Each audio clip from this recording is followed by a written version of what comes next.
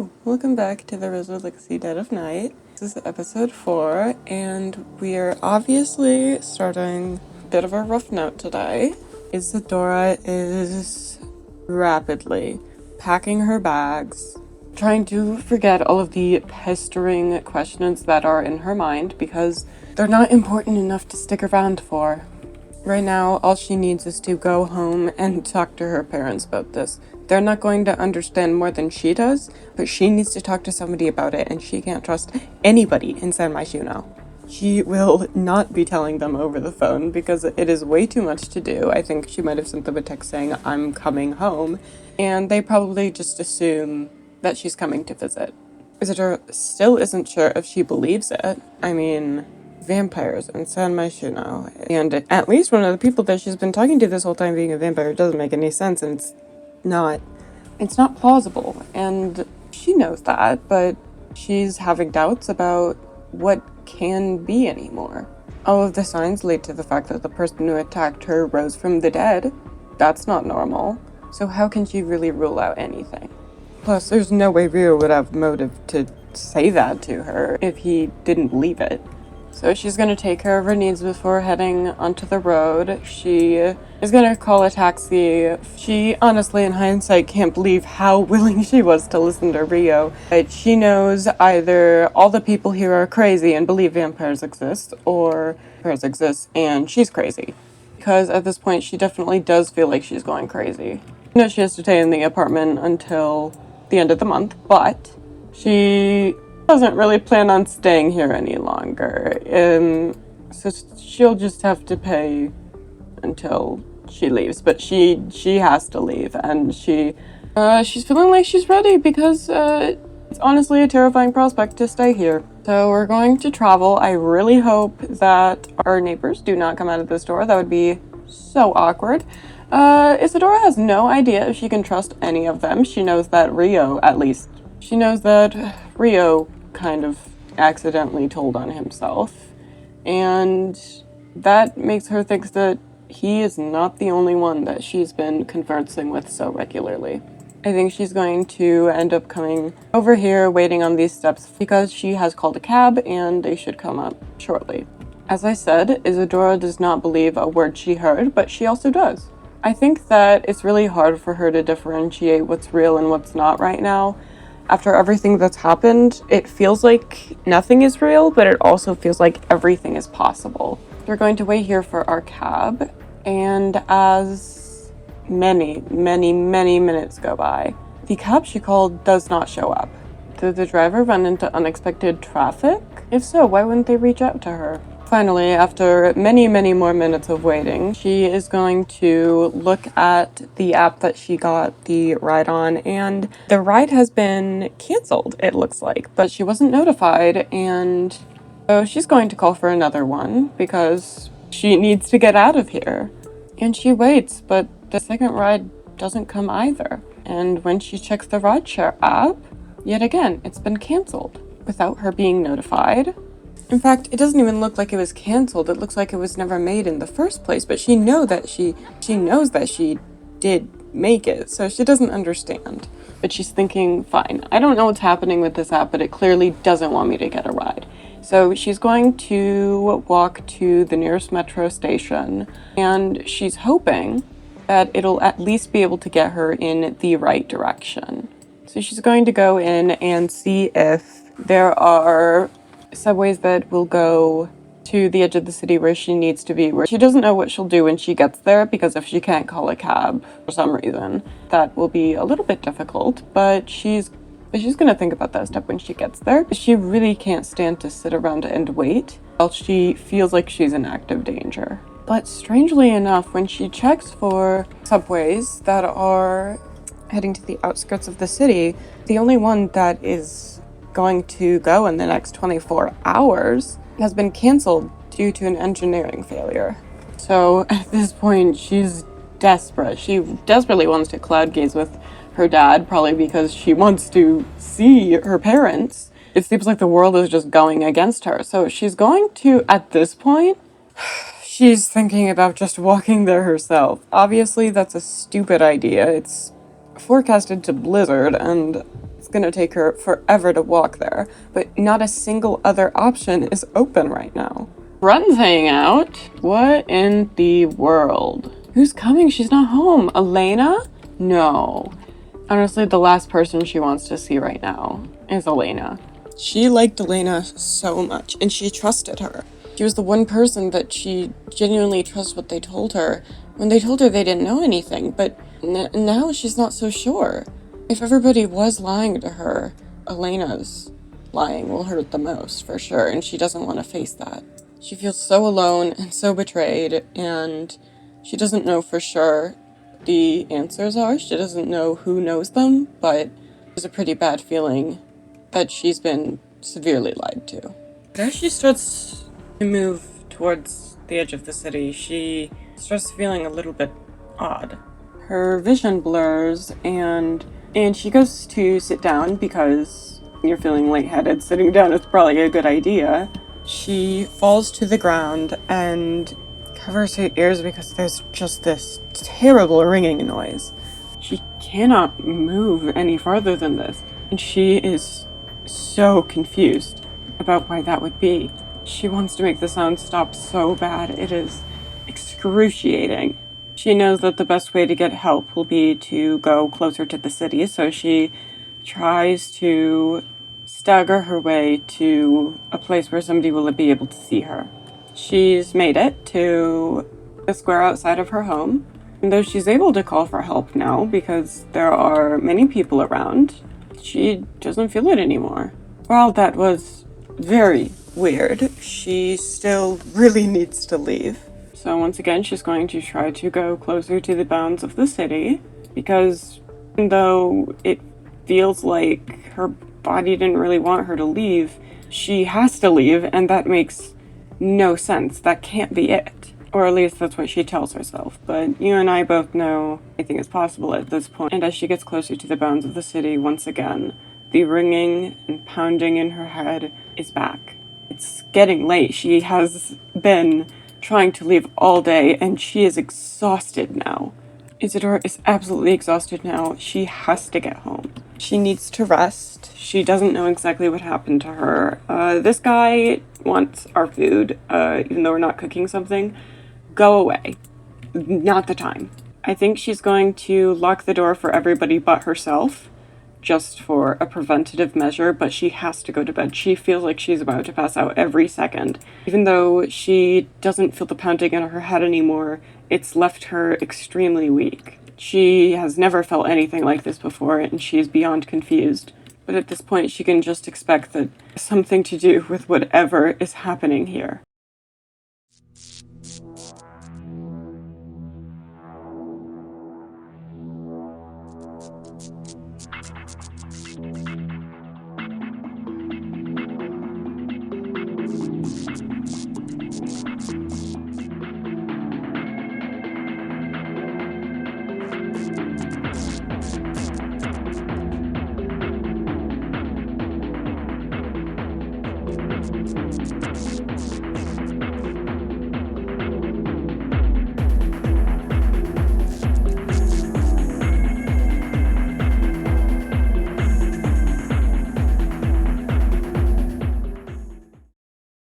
Okay, she is waking up, and she's quite disappointed that she's still here. Obviously, she fell asleep here, but she hates that she'll have to relive another nightmare of a day all over again trying to leave this place. She's exactly back where she started. She's so messed up, she's having mac and cheese for breakfast.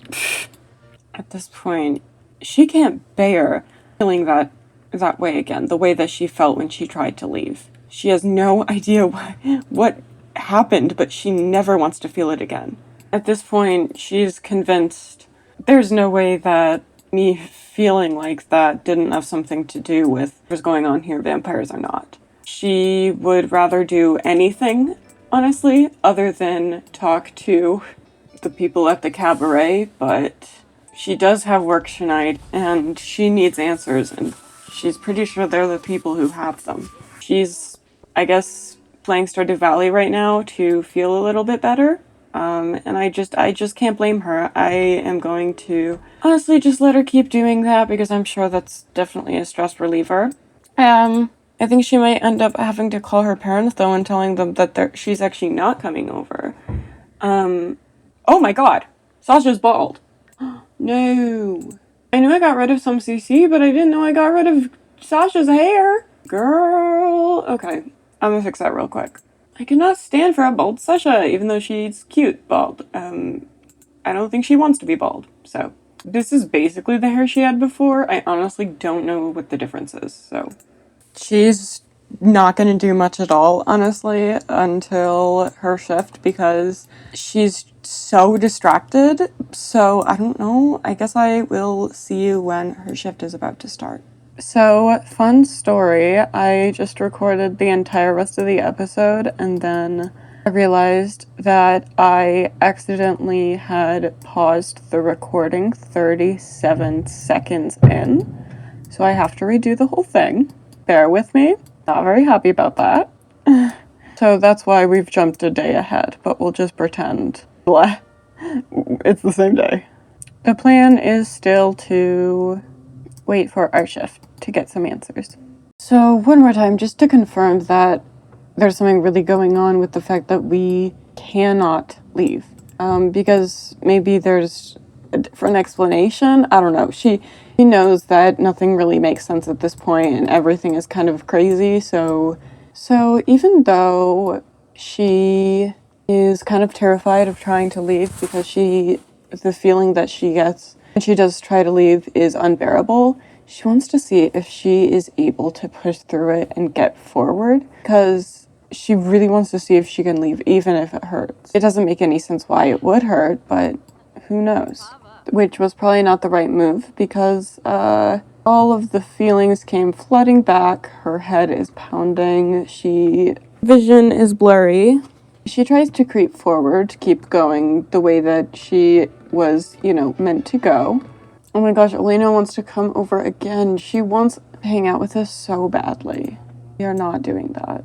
As she tries to come forward, she stops. Her limbs are locked in place. She cannot move, physically unable to. And she is terrified by it because it's terrifying to not have control over your own body. She's never felt like that before. And she's realizing she cannot leave. So she's gonna get out of here and go back home. So I've actually noticed that Rio is out here and I actually do think we want to talk to him. We did kind of cut him off last time we talked, and reasonably so. He told us something kind of insane, and we needed a moment to process, but I do think she wants to maybe ask him a couple of questions that could maybe clarify. Maybe he knows something about the reason why she can't leave. First, I think she's going to apologize to him for leaving. And he completely accepts the apology because he tells her I honestly can't believe you believed me, and I don't blame you for leaving. I don't know how I would handle that conversation either. It really means a lot to me that you make time for me. Just wanted to let you know. That feels right. She's telling him, thank you for telling me the truth when no one else has. She's going to tell him about her experiences with not being able to leave, practically begging him to have a solution for her, but he doesn't know. Between this and the strange things that happened the night I was attacked, I have absolutely no idea what's happening to me, but I feel like there's just something wrong. And I think that she's a little hesitant to talk to him about this, but she is going to ask him a kind of important question that's been on her mind. And maybe he's not the best person to ask, but she is going to ask him, is it safe to be around you? Can you control yourself? Am I safe around you? I need to know that before I keep going this way. Ryu immediately assures her that he will not hurt her. He has full control over it, and he will not hurt her on purpose. That is not the way that the vampires do things here. As he said before, the Incarnadine Cabaret is meant to have humans and vampires live simultaneously, and for vampires to feel like they are normal and that they belong, even if they're not. flirting. And the whole point is for them not to do anything bad to humans so that they can live side by side without anybody getting afraid and being able to, like, keep it a secret from the humans without putting them in danger. But recently, something has been wrong. As we know, Isadora got attacked, and Jamie, I think, said that there were also other attacks happening around which are abnormal.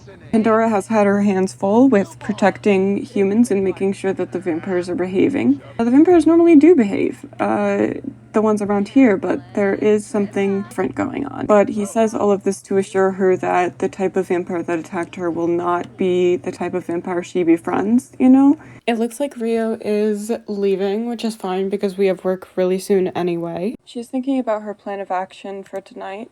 She's working 2 hours and she'll be going then.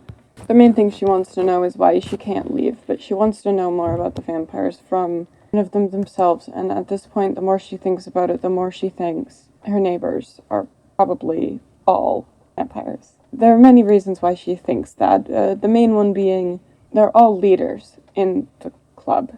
Elena is the head of the wait staff and good friends with Rio, who we know is a vampire.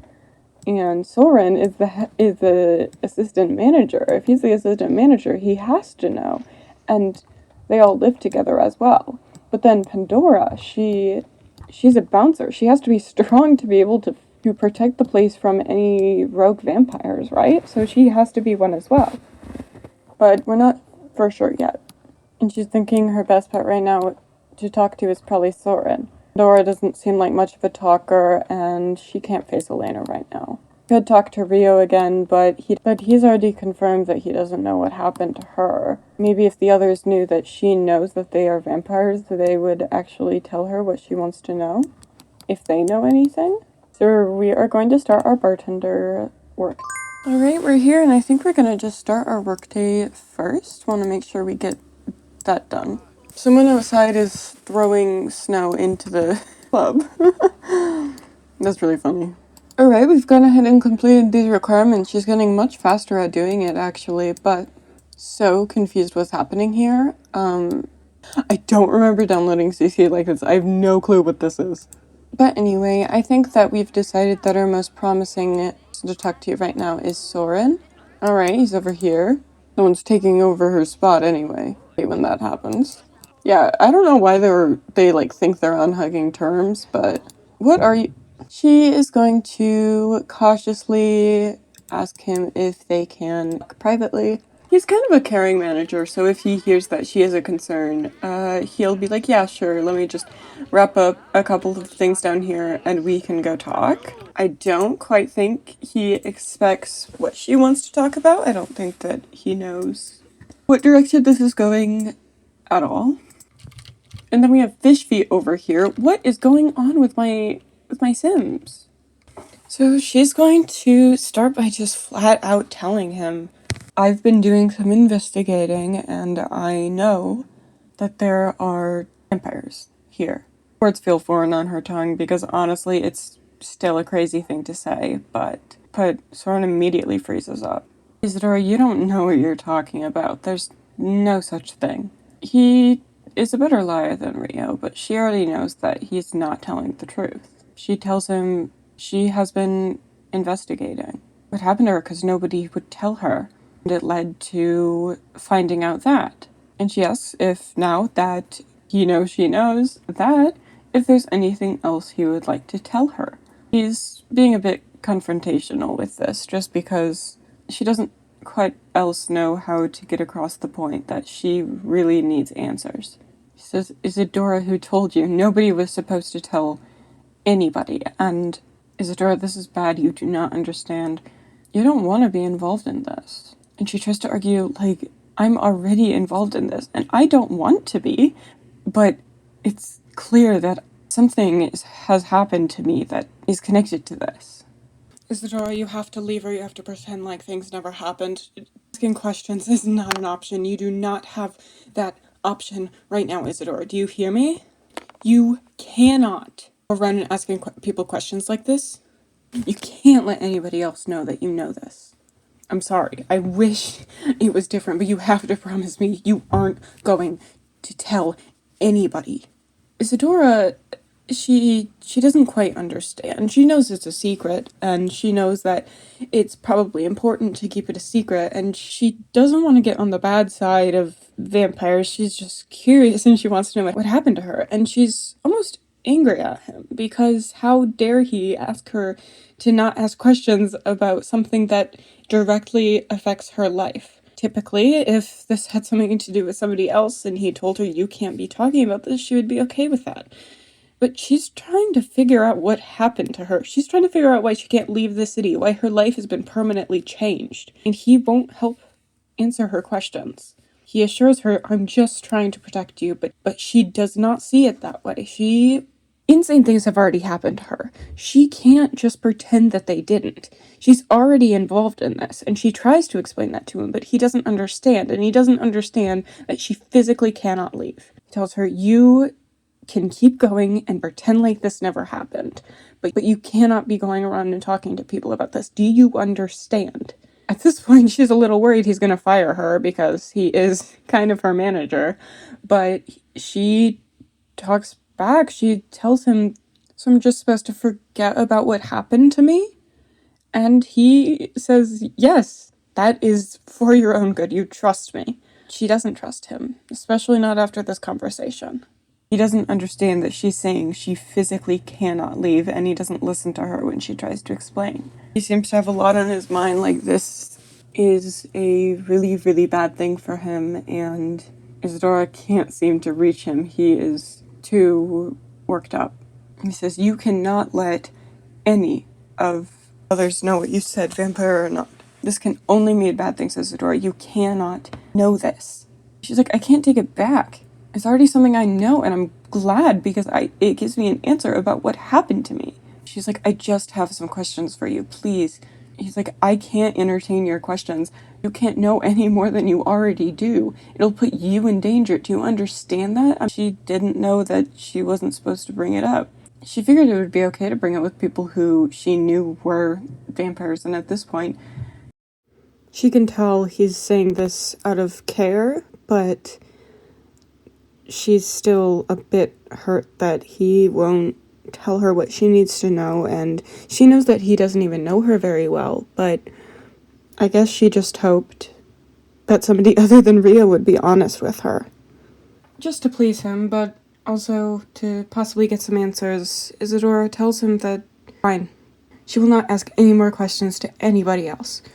But she does have one more question, and that's, are the four of you, the people who live, my neighbors, the people that I've grown to know, are you all vampires? Soren looks like he doesn't want to answer the question, but Isadora thinks maybe his pity for her, because he clearly cares at least a little bit, because he thinks he's doing what's best for her by telling her not to talk about this with anybody. He might want to tell her the truth about this if he can't about anything else. So he tells her, yes, we are all vampires. Now, leave. Do not speak of this again to anybody.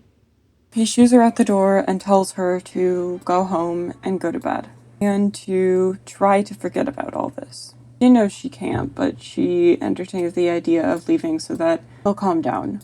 So that was majorly unsuccessful. She didn't expect him. I guess she should have expected. She guesses that she should have expected that he would be very angry and he wouldn't want to talk about it. It's probably a pretty touchy subject, but she didn't think about it that way, and she thought that maybe she'd actually get some answers. She is hungry, so she's making herself a meal, and I guess we can do that before we go home, but it is morning at this point.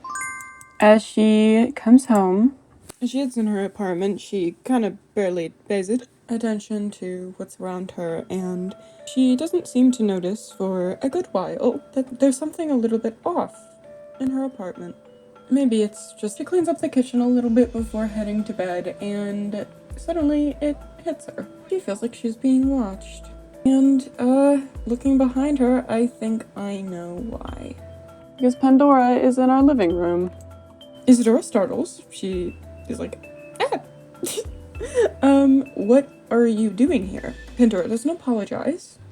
She doesn't explain.